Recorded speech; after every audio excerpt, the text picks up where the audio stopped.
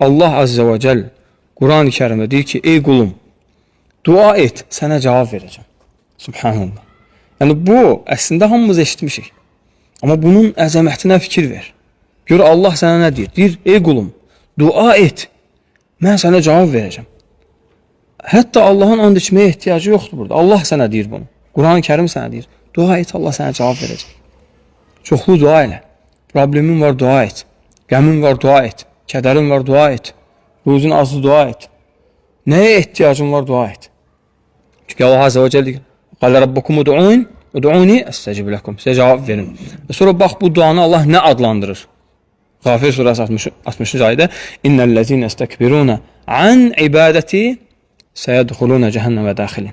Ki mənə ibadət etməyi öz şənlərinə, yəni özlərinə sığışdırmayanlar cəhənnəmə zəlil olaraq girəcəklər. Deməli, dua həmçinin nədir? Qulun Rəbbi qarşısında zəlilliyidir. Qulun öz qulluğunu bildirməsidir. Çünki dedi ki, kim özünə sığışdırmasa cəhənnəmə girəcək.